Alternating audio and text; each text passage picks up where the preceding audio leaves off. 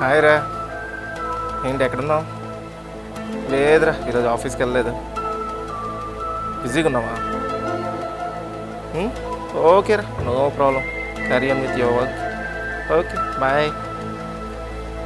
Hi Charan, ఏంట్రా సంగతులు? తల్లుకున్నావేంటి? అరే యార్, అలా డల్గా ఉండకూడదురా. చూడు, నేను ఎంత హుషారుగా ఉంటాను, ఎప్పుడు నవ్వుతూ. అట్లా ఉండాలి. చిరాకు తెప్పించి ఇందుకే చెప్పు, ఏమైంది? ఎందుకు అలా ఉన్నావు? చందు, చాలా రోజుల నుంచి నీకు విషయం చెప్దాం అనుకుంటున్నాను. బుజ్జి నాతో మాట్లాడడం లేదు. ఏమైందో తెలియదు, సడన్గా మాట్లాడడం మానేసింది. ఫోన్ చేస్తే రిసీవ్ చేసుకోవట్లేదు, మెసేజ్ చేస్తే రిప్లై ఇవ్వడం లేదు. అందుకే వాళ్ళు డైరెక్ట్గా వాళ్ళ ఇంటికి వెళ్ళి కలిసాను.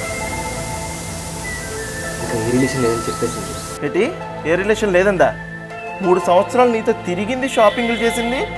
నీ మీద మోసు తీరిపోయిందా, లేకపోతే ఇంకెవడైనా తగిలాడా? ప్లీజ్ రా, బుజ్జి గురించి అలా మాట్లాడుకో. తనకు నేనంటే నచ్చట్లేదేమో, కానీ ఇప్పటికీ తనంటే నాకు ఇష్టమే. మరి నేను ఇలాగే మాట్లాడతాను రా. అయినా ఇలాంటి బుజ్జిని నమ్ముకుంటే బజ్జి కొట్టు పెట్టుకోవడానికి కూడా పనికి రాకుండా పోతావురా. ఒరే, అయినా నీది ప్రేమ కాదురా, నీది పిచ్చి. ఇలాంటి పిచ్చోళ్ళు రోడ్డు మీద చాలామంది తిరుగుతున్నారు రా. ఒరే చరణ్, మోజున్నంత వరకు మొగుళ్ళ ఫీల్ అయిపోయి అన్నీ చేయించుకుంటారా. అదేదో మనం నిజంగా లవ్ అనుకుని ఫీల్ అయిపోతాం. దానికి కావాల్సిందల్లా 2 గంటలు నువ్వు షికారులు తిప్పడం, బీచ్లు తిరగడం, రెస్టారెంట్లు తిరగడం, బైకుల మీద వాటి మీద. అంతేరా, దాన్ని ఏదో నిజంగా మనం లవ్ అనుకుంటాం. ఇప్పటికైనా చెప్తున్నాను వినరా. బుజ్జి అనే పదాన్ని, లవ్ అనే పదాన్ని డిలీట్ చేయి. షిఫ్ట్ డిలీట్ చేసే. నిజంగా చెప్తున్నాను, బాగుపడతాం. బుజ్జిని మర్చిపోవడం నా వల్ల కాదు, బుజ్జి లేకుండా బతకడం కూడా నా వల్ల కాదు. ఒరే, వల్ల కాకపోతే వల్లకాటికి పోరా. ఒరే, అది నిన్ను అవసరానికి వాడుకుందిరా. ఒరే, వాడుకుని వదిలేస్తుందిరా. అయితే దాన్ని చంపి, లేకపోతే నువ్వు చచ్చిపోరా. నిజమేరా, కనీసం నేను చనిపోయిన తర్వాతనే తను మారుతుందేమో. నేను చనిపోవడం కరెక్ట్ రా. తను లేకుండా నేను బతకలేనురా, నేను చచ్చిపోగలరా. ఒరే, నేను చచ్చిపోమని సరదాగా అన్నాను రా. నువ్వు అదేం ఆలోచించుకొని తర్వాత ఏం చేయాలో అది ఆలోచించు. వెళ్ళు, ఇంటికి వెళ్ళు. చందు, పట్టుకుంది పువ్వే కానీ దాని కింద ముళ్ళు కూడా ఉందిరా. ముళ్ళుందని తెలిసి నా పువ్వు నేను వదులుకోలేకపోతున్నాను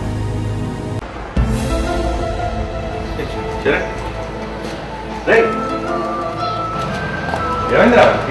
ఏం లేదు బాబు, చెప్తాను.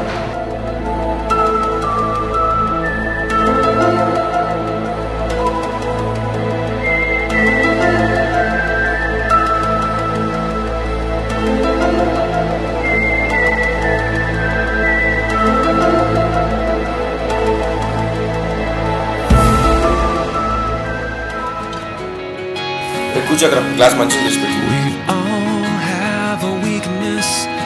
Some of ours are easy to identify. Look me in the eye and ask for forgiveness, or make a pact to never speak that word again. Yes, you are my friend. We all have something. చాలా మార్చి బాబాయ్, మంచి story పెట్టు. ఏమైంది చరణ్ గారికి అనుచిరాగ్గా ఉన్నాడు? ఏముంది బాబాయ్, routine story, love failure. అదేరా, ఏంటి వాడి కథ అని అడుగుతున్నాను. ఏం లేదు బాబాయ్, వాడు బుజ్జి 3 years నుండి ప్రేమించుకుంటున్నారు. తిరిగారు. వాడి తెగ ఖర్చు పెట్టించింది. ఎంతవరకు అంటే వాడి దానికి ఎడిక్ట్ అయ్యేలా వాడిని మార్చేసుకుంది. ఇంతేకాదు బాబాయ్, ఇంట్లో డబ్బు దొంగతనం చేసి దానికి ఖర్చు పెట్టే పరిస్థితికి ఆడు దిగజారిపోయాడు బాబాయ్. ఏంటి మనిషి చరణ్ గడా? మరి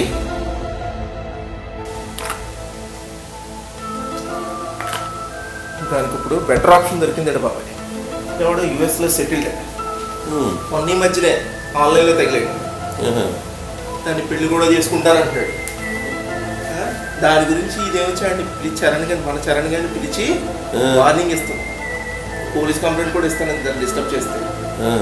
అంతలా ఇష్టపడి ప్రేమించాడు. పెళ్లి చేసుకోకపోతే ఇంకెందుకు బాబాయ్ ఆడు బతుకు. ప్రేమిస్తే సాధించాలి, లేకపోతే చచ్చిపోవాలి. అదే చచ్చిపోమని సలహా ఇచ్చాను బాబు. ఏరా, చచ్చిపోమని సలహా ఇచ్చావా? అయితే చెప్పమని లేదా చచ్చిపోమని ఇదేనా సలహాలు? అంతే కదా. చాలా మంచి సలహా ఇచ్చావు, నీ జనరేషన్ తగ్గట్టుగా సలహా ఇచ్చావు. అరే చందు, నీకు ప్రేమకి ఇష్టానికి తేడా తెలుసురా? అదేంటి ఆ రెండు ఒకటే కదా? కాదురా, రెండు వేరు. ఆహా, అయితే తేడా ఏంటో? నువ్వు అనుకుంటున్నట్టు నీ ఫ్రెండ్కి నిజంగా లవ్ కాదురా, జస్ట్ సిస్టమ్ అంతే. మీ జనరేషన్కి లవ్కి అట్రాక్షన్కి తేడా తెలిసినట్టుగా ప్రేమకి ఇష్టానికి తేడా తెలియదురా.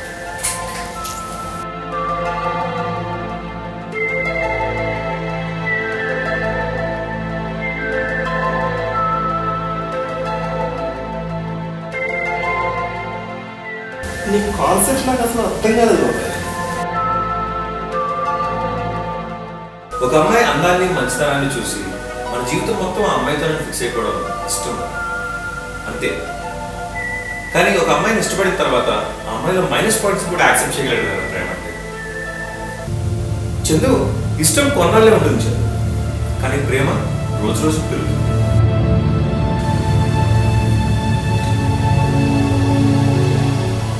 ఒరే చందు, మీరు 10 మంది అమ్మాయిలు చూసి అందులో ఒకరిని సెలెక్ట్ చేసుకుని అదే ప్రేమ అనుకుంటున్నారా? బట్ ఇట్స్ అట్రాక్షన్ అంతే. మహా అయితే ఇష్టమవుతుందేమో తప్పిస్తే ప్రేమ కాదు.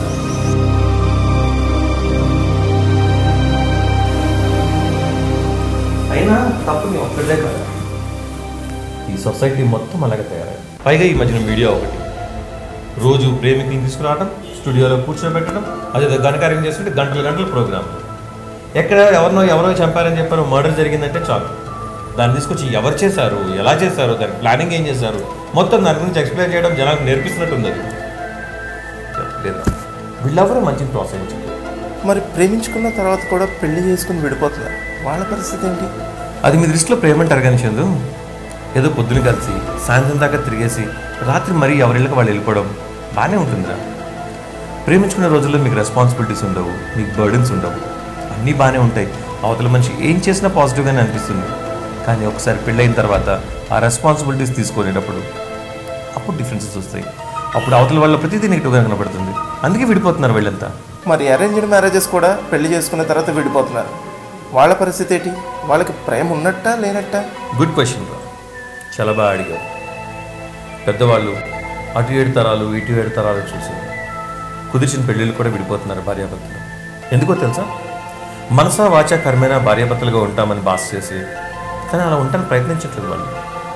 ఏదో ఒకరి గురించి ఒకరు తెలుసుకోవడానికి ప్రయత్నించి గతంలో ఎక్కడో ఏదో జరిగిందని చెప్పని ఒకరి మీద ఒకరు అనుమానాలు పెంచుకొని ఇష్టాన్ని కూడా పక్కన పెట్టి విడిపోతున్నారు. చందు, ఇందాక ప్రేమిస్తే సాధించాలి లేకపోతే చచ్చిపోవాలి అన్నావు. సాధించడం అంటే చచ్చిపోవడం కాదు. చావే అన్నిటికీ పరిష్కారం అయితే ఈ ప్రపంచం మొత్తం చావే ఉంటుంది, మొత్తం శ్మశానం.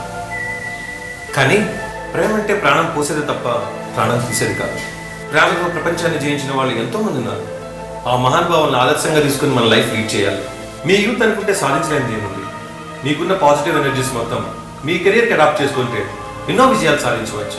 You can be an icon for your next generation. అంతకుమించి మనకు కావాల్సిందే ఉంది. నువ్వు చెప్పింది కరెక్ట్ బాబు, నేను చాలా తప్పు చేశాను. చరణ్ గారికి అనవసరంగా తప్పుడు సలహా ఇచ్చాను. మీరు చరణ్, ఏం సంగతి? ఈవినింగ్ కదా మన ప్రోగ్రామ్. ఇచ్చిన సలహా ఫాలో అయ్యంరా.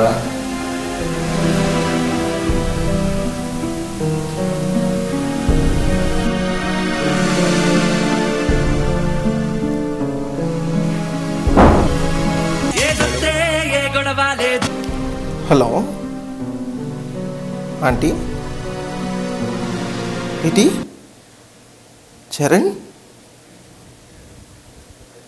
చచ్చిపోయాడా?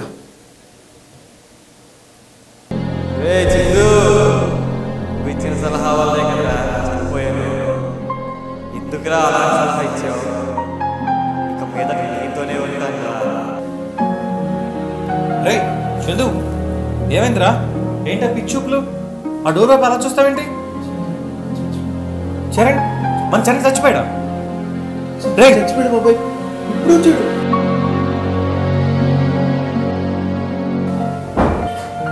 నేటి యువత స్నేహంలో ఉండే ఆనందాన్ని రెండింతలు అనుభవిస్తున్నారు, కానీ స్నేహంలో ఉండే బాధ్యతలను మర్చిపోతున్నారు. స్నేహితుని మనసును అర్థం చేసుకోవడంలో విఫలమవుతున్నారు. పుట్టుకతో ఎవ్వడూ యాసిడ్ దాడులు చేసేంత కిరాతకులు గాను, ఆత్మహత్యలు చేసుకునే అంత పిరికి వాళ్ళు గాను పుట్టరు.